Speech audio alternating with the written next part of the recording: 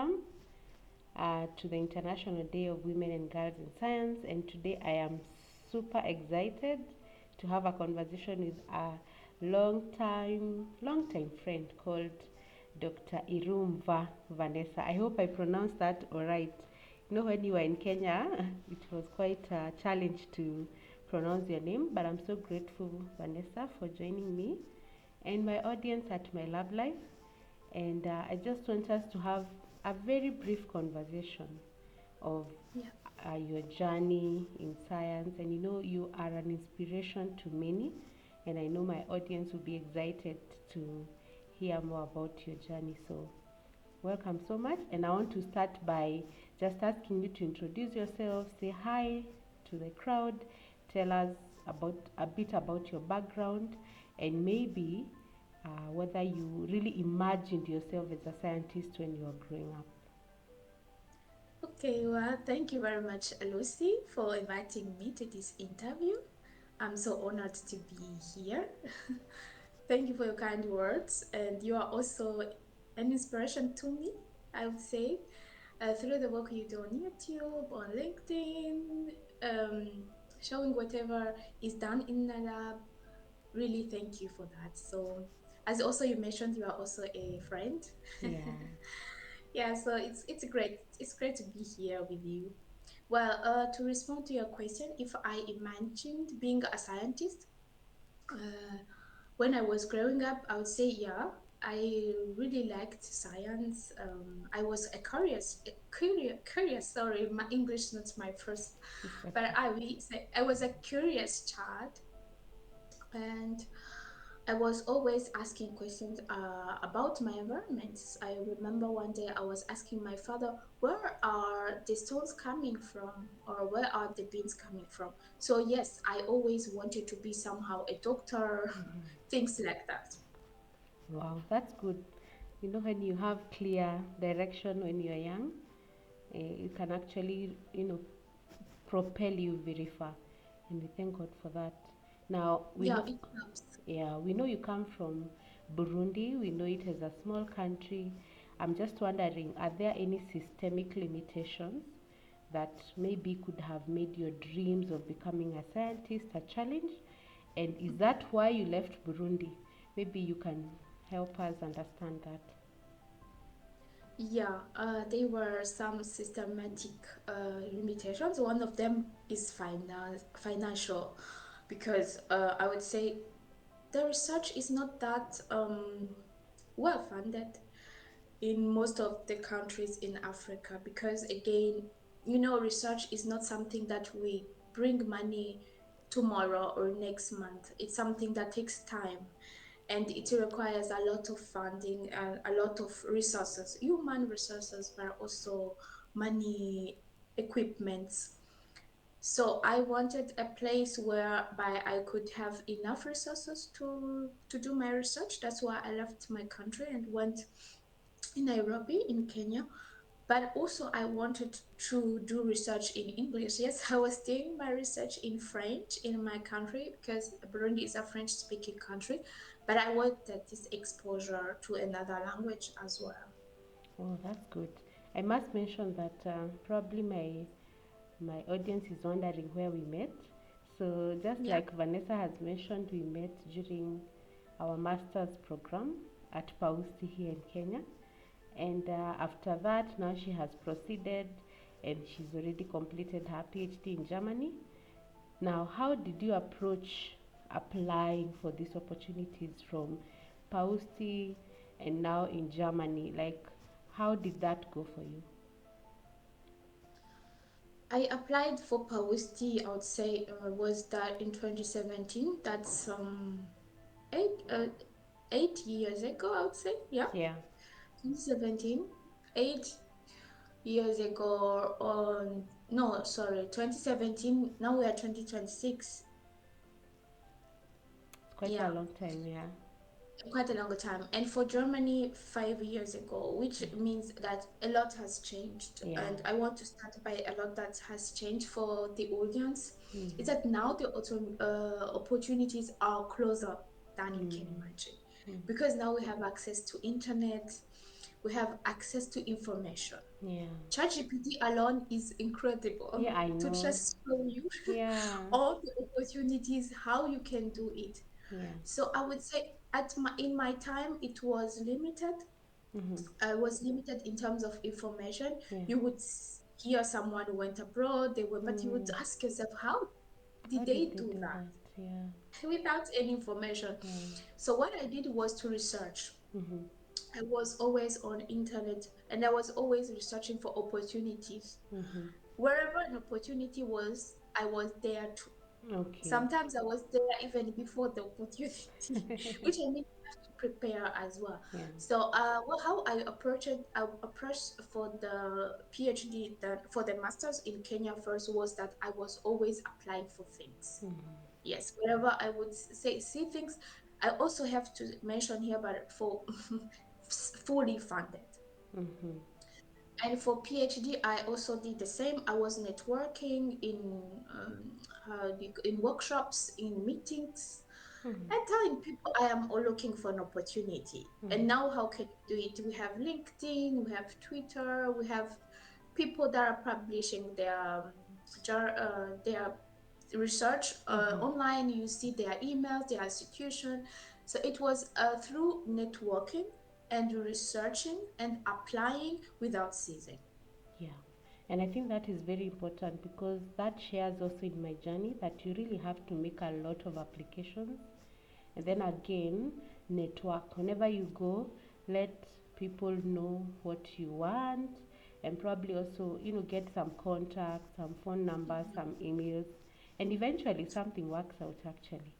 Yeah, so Eventually, yeah. So now you're in Germany.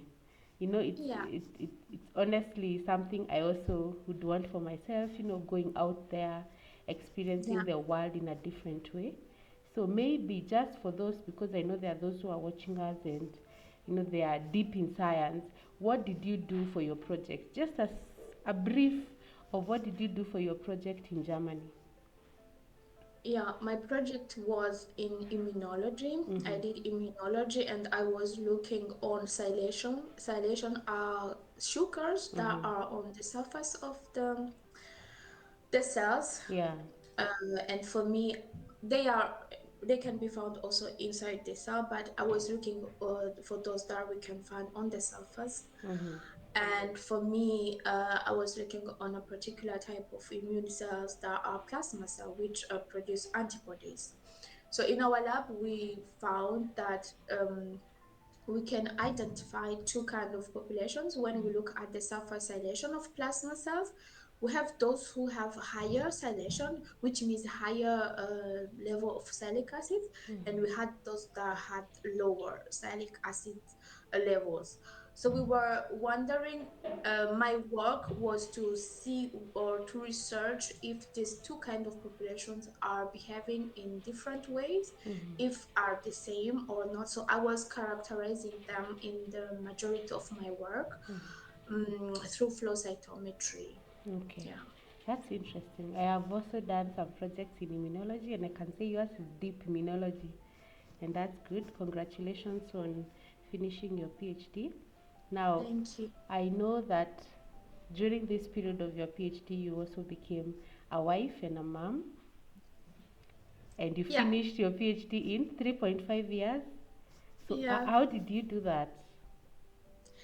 I would say, first of all, you cannot do it alone. Yeah. You need a strong and I'd say strong, Mm-hmm. but also reliable and committed support system. Yeah. So I had my husband that was very, very hands-on with our baby, and he was also helping me.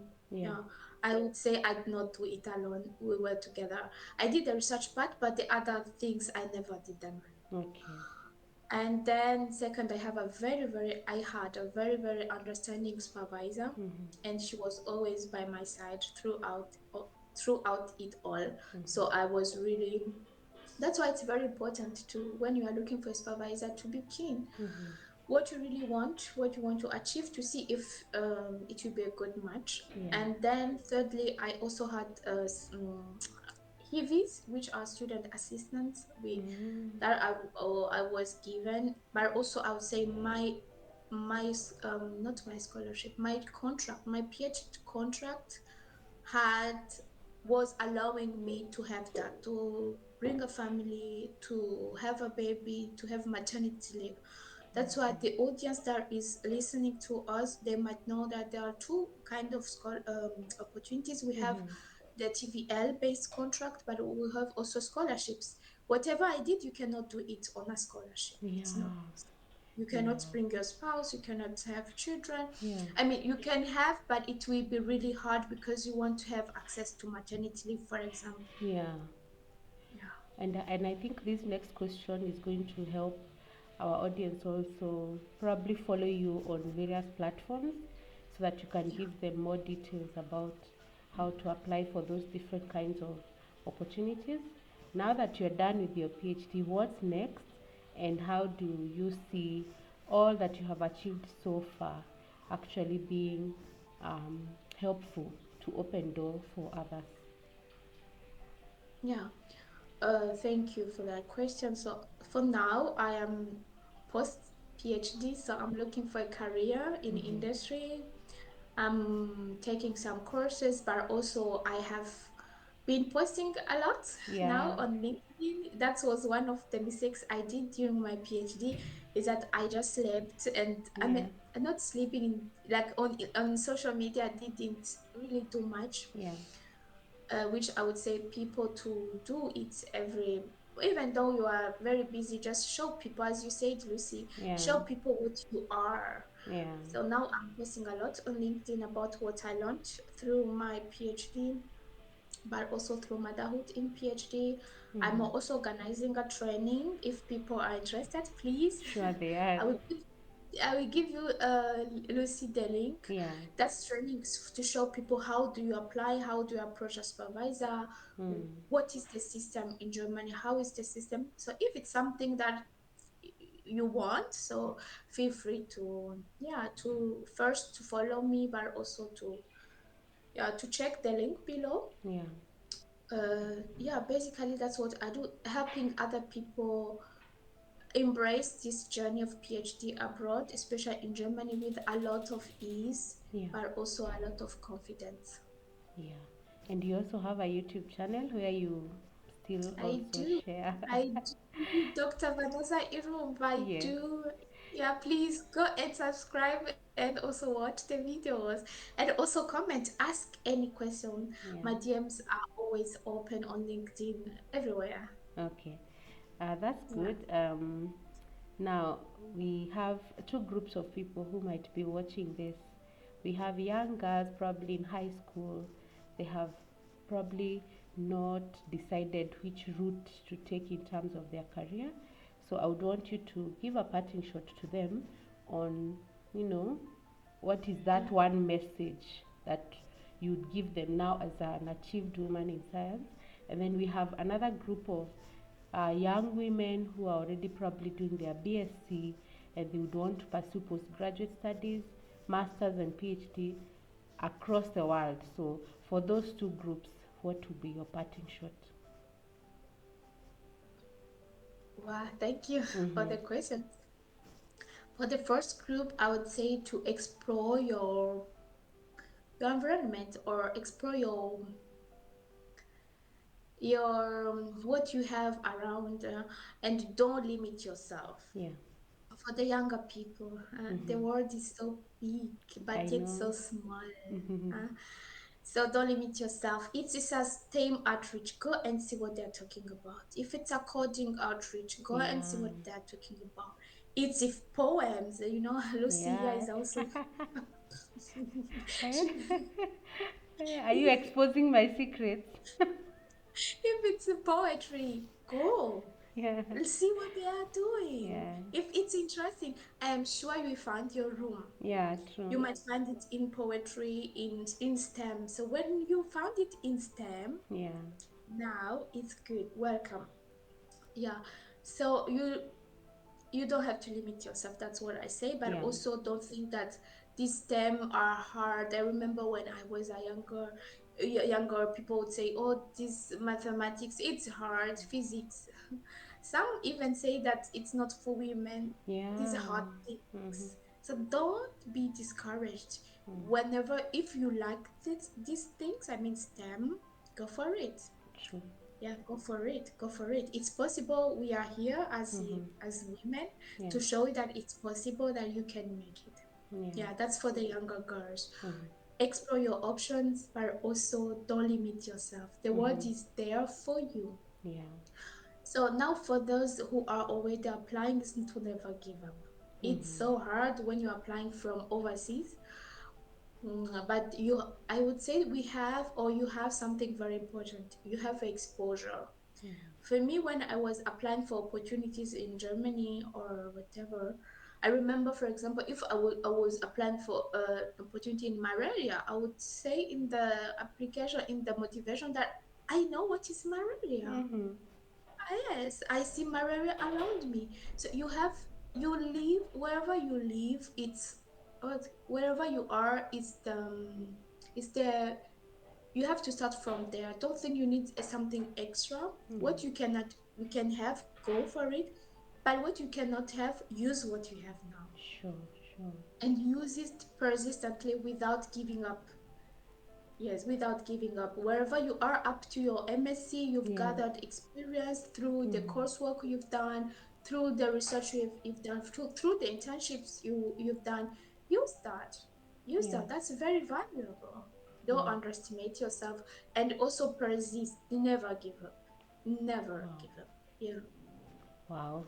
I like that parting shot because I think the greatest challenge we have is either looking at ourselves and feeling that we are not enough. And Yeah. probably right now, somebody watching is thinking, Vanessa is in Germany. How did she get there? And like we think that probably you're special. And I have No. come to realize there is nothing special really. It only takes Yes. us not giving up, because we can Mhm. all be able to achieve whatever it is that has been achieved by other people. Yeah, so True. thank you. Can Yeah. even achieve more, Lucy. I Yeah, would I say can even know. achieve more. I That know. should be like inspiration Yeah, because you can even achieve more than those people you see that have exactly. achieved. Yes, you Exactly. just have to believe. Yeah. Wow. Yeah. Wow. Thank you so much, Vanessa. I think that was really insightful. I have also been encouraged in the process, and I want to say thank you so much for your time. Thank you so much for your insights, and thank you so much for being honest with us. And Yeah. I will encourage our viewers to follow you on LinkedIn, Dr. Irumva Vanessa, and on YouTube, the same name, right?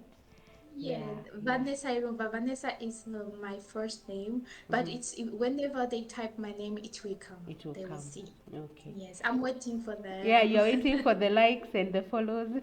Yeah, that is sure. I will encourage them, and I will actually tell them again, if they haven't subscribed to this channel, kindly please subscribe so that you can get the upcoming videos, get more inspirations and guidance on how we can reach out for more opportunities.